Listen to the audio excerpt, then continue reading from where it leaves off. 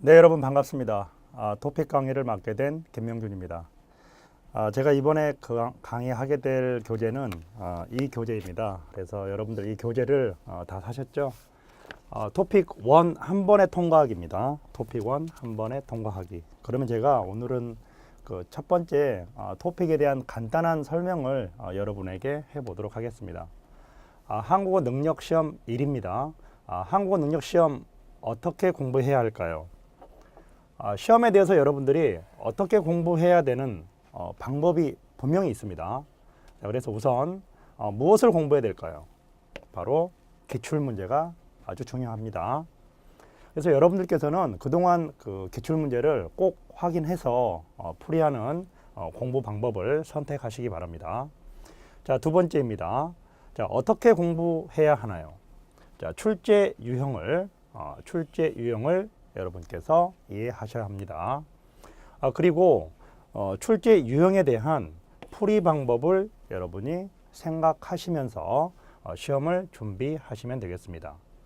자, 다시 한번 강조합니다. 기출 문제가 아주 중요합니다. 우리는 기출 문제를 통해서 출제 유형을 확인할 수 있습니다. 그리고 그 출제 유형에 대한 풀이 방법을 여러분께서 생각하면서 공부를 하시면 되겠습니다. 자, 한국어 능력 시험 1은 1교시 듣기 30문제, 읽기 40문제. 자, 듣기는 40분 동안 진행이 됩니다. 듣기 할 때는 여러분께서 아주 집중을 잘 하셔서 문제를 풀이하시면 되겠습니다. 역시 읽기 문제도 60분 동안 40문제를 여러분이 풀이하시면 됩니다. 자, 그리고 3점 문제 20문제가 있습니다. 4점 문제 10문제가 있습니다. 자, 이쪽에는 2점 문제 20문제와 3점 문제 20문제가 있습니다. 따라서 여러분께서 80점 이상을 받게 되면 1급을 받을 수 있고요. 140점 이상을 받게 되면 2급을 받을 수 있습니다. 자, 첫 번째입니다. 토픽 1 듣기 영역 유형을 여러분께서 이해하는 시간이 되겠습니다. 자, 유형 1은 물음에 맞는 대답을 고르는 문제입니다. 자, 적절하게 반응하는 문제입니다. 자, 첫 번째 유형입니다.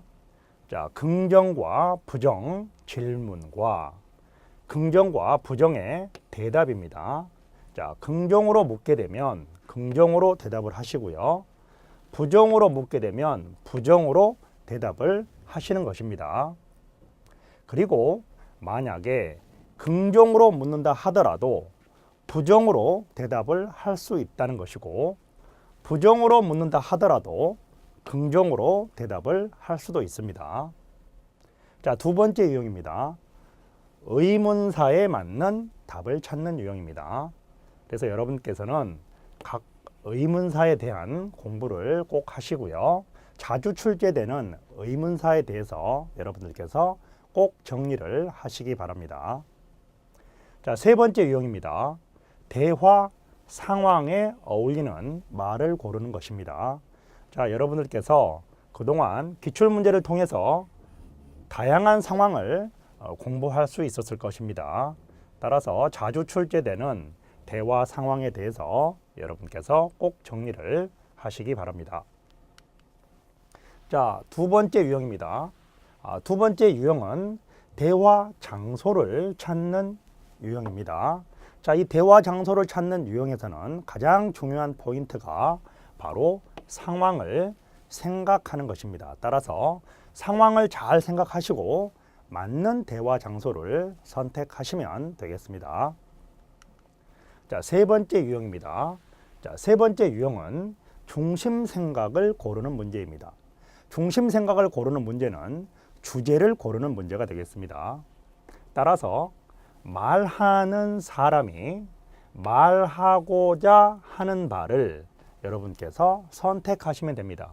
말하는 사람이 남자인지 말하는 사람이 여자인지 그 남자와 여자에 해당하는 생각이나 느낌에 관계되는 단어를 여러분께서 선택하시면 정답을 찾게 될 겁니다. 자, 유형 네 번째입니다. 자, 유형 네 번째는 화제를 찾는 문제입니다. 자, 화제를 찾는 문제입니다.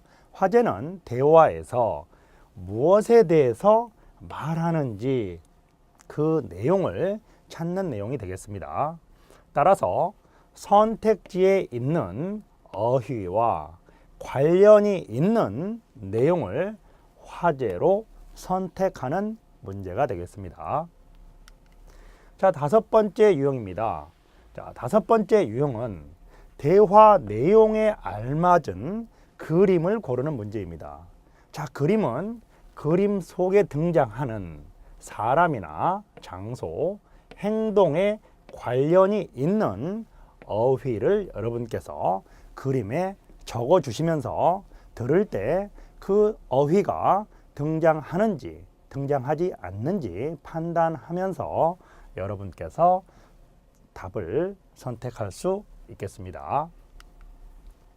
자, 유형 6번입니다. 자, 유형 6번은 세부 내용을 파악하는 문제입니다. 자, 이제 유형 6번부터는 여러분들이 집중해서 공부를 해야 하는 영역이 될 겁니다. 유형 5번까지는 쉽게 접근할 수 있지만 유형 6부터는 내용이 길어지고 지문 내용도 복잡하기 때문에 특히 긴 대화일 때는 여러분들께서 대화 내용과 같은 것을 고르라는 문제가 나올 경우 대화 내용에 등장하는 단어들을 꼭 적어 주시고 여러분께서 문제를 해결하시면 될 것입니다.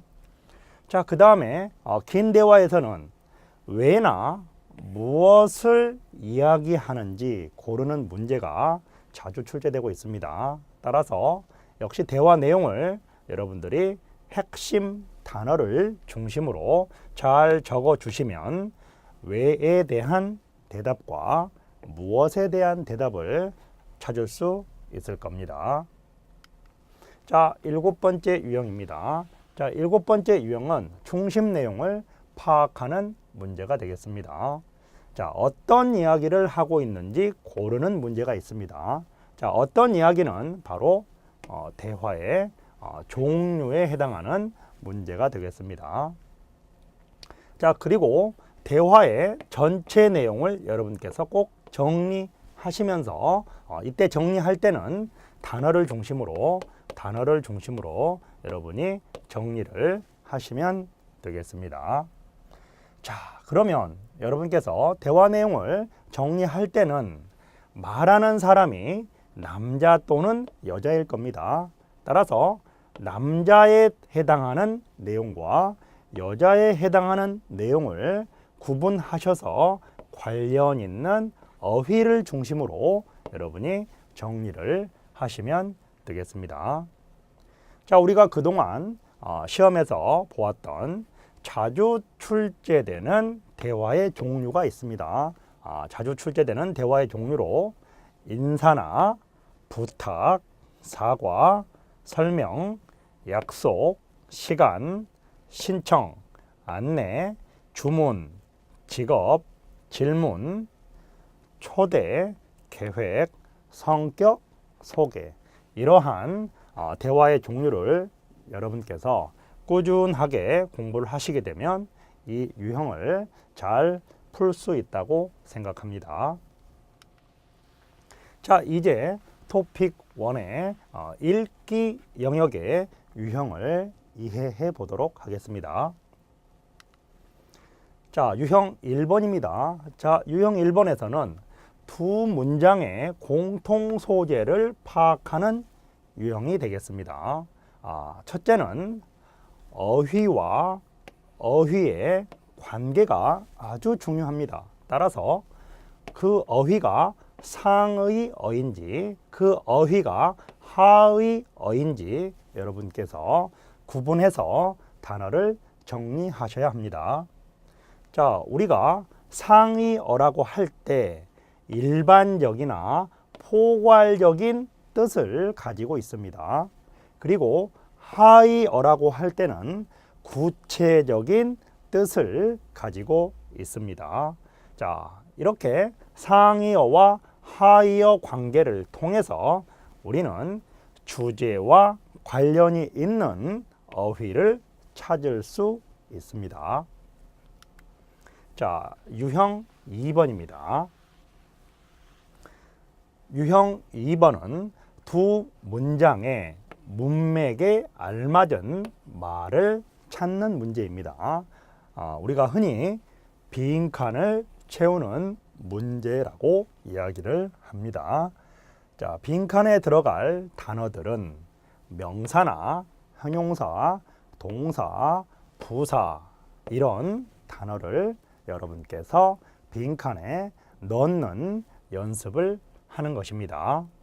자, 이때도 역시 앞 문장과 뒤 문장의 관계를 잘 생각해 보시면 어떤 명사나 형용사, 동사나 부사가 그 자리에 들어가는지 여러분이 판단하실 수 있을 것입니다.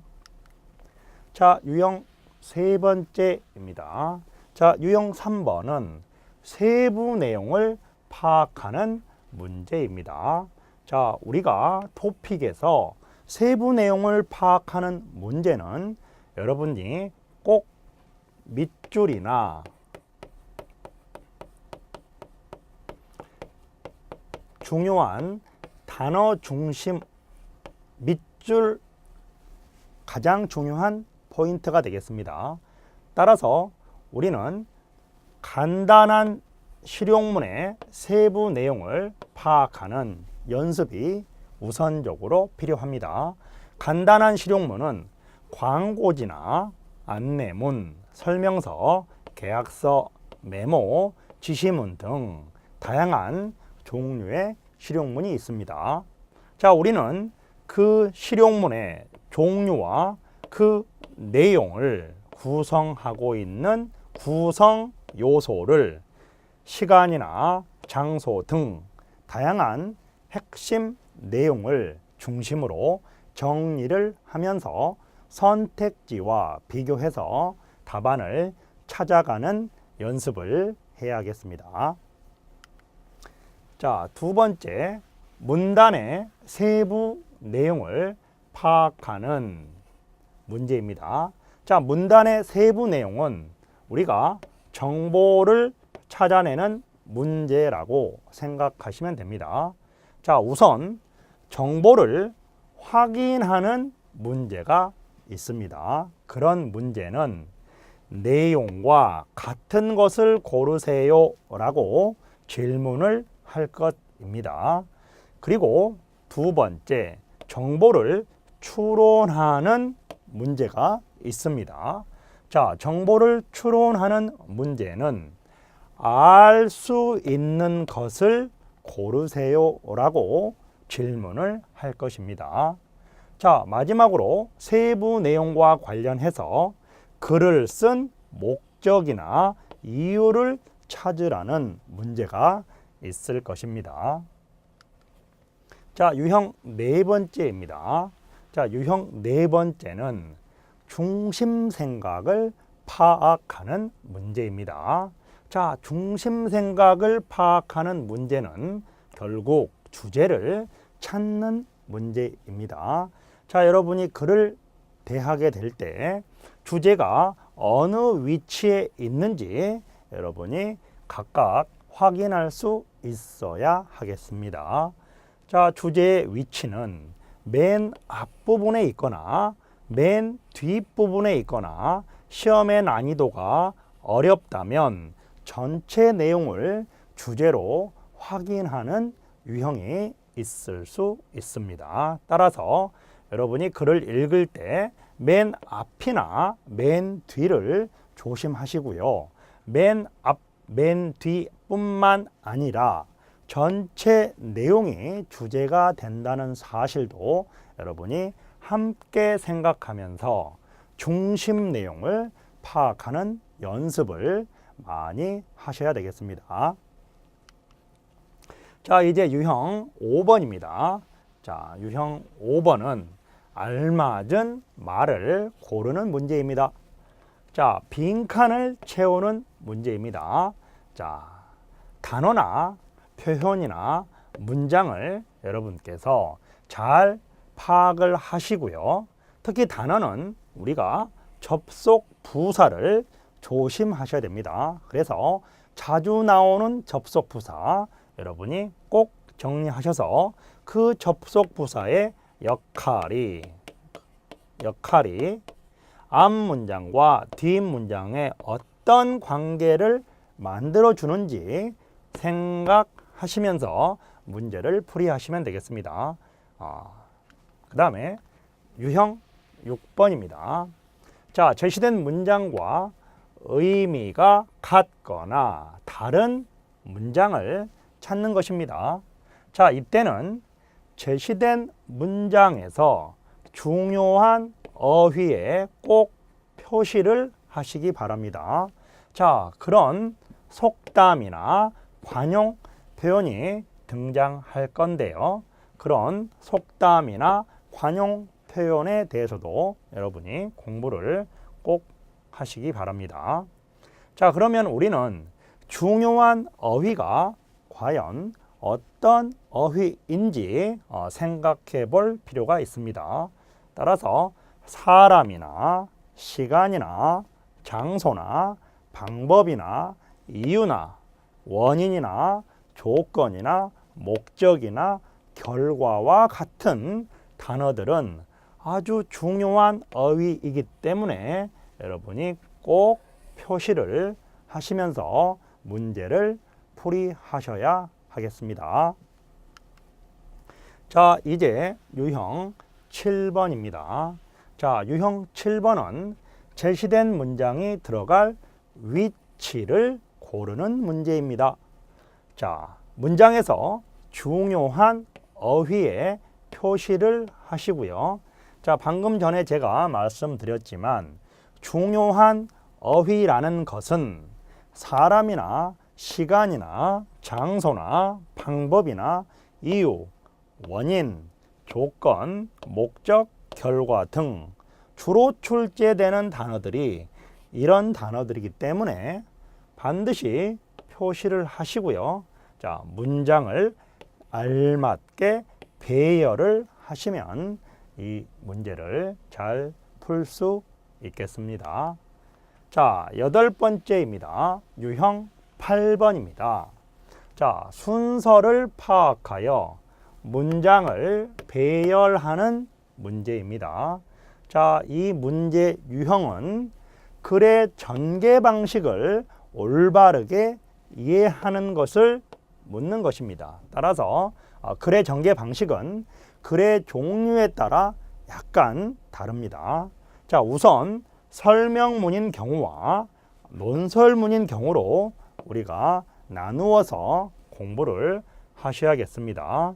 자, 설명문의 경우에는 여러분에게 어떤 정보를 전달하는 글이기 때문에 예를 들어 설명을 하거나 나열하면서 설명하는 방식을 여러분이 공부하시면 되겠습니다. 자, 논설문인 경우에는 주장을 하는 글입니다. 따라서 그 주장을 위한 다양한 근거와 원인이나 결과에 해당하는 부분을 파악하면서 여러분이 문제를 풀이하시면 되겠습니다.